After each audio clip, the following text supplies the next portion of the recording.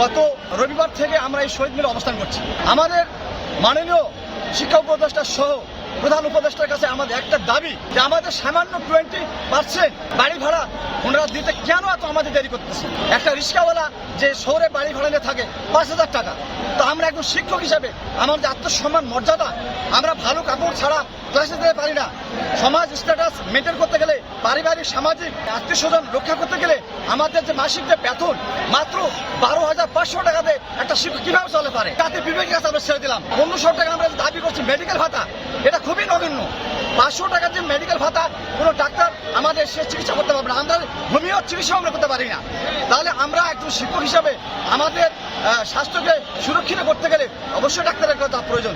তো আমি মনে করি আমাদের যুক্তিটা, আমাদের দাবিটা সরকারের সুদৃষ্টিতে দেখে আমাদের দ্রুত সমাধানের জন্য আজকে আমরা আশা করছি এই দীর্ঘ 5টা দিন আমরা যে শ্রেণীকক্ষ থেকে আমরা যে বিচ্ছিন্ন হয়ে আছি, আমরা অনেক কষ্ট পাচ্ছি। আমাদের ছেলেমেয়েরা তারা লেখাপড়া থেকে বঞ্চিত হচ্ছে, আমরা রাজপথে আছি।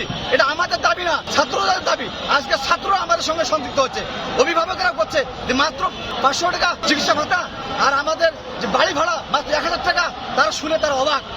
আসলে এই সামান্যটুকু দিয়ে আমরা চলতে পারি না। আমরা সবিনয় অনুরোধ করছি মাননীয় শিক্ষা উপদেষ্টা সহ শিক্ষা সংশ্লিষ্ট উচ্চতর কর্মকর্তা সহ আমাদের অর্থ মন্ত্রণালয়ের অর্থ উপদেষ্টা সহ প্রধান উপদেষ্টা মিলে আজকে আমাদের যে সম্পূর্ণ সমাধান করে একটা প্রজ্ঞাপন জারি করুক। আপনারা সবাই কি বলেন?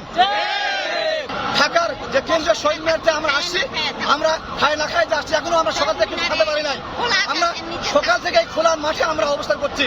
বিভিন্ন সাংবাদিক ভাইরা, ইলেকট্রনিক্স মিডিয়া ভাইরা আপনারা দেখতেছেন আমরা কোনো খাতে পাচ্ছি না। আমাদের দুঃখ দুর্দশা আপনারা সরকারের সামনে তুলে ধরেন। আমাদের যে ন্যায্য অধিকার দাবি এটা তুলে ধরার জন্য আপনাদের প্রতি সুনজর সহযোগিতা কামনা করছি।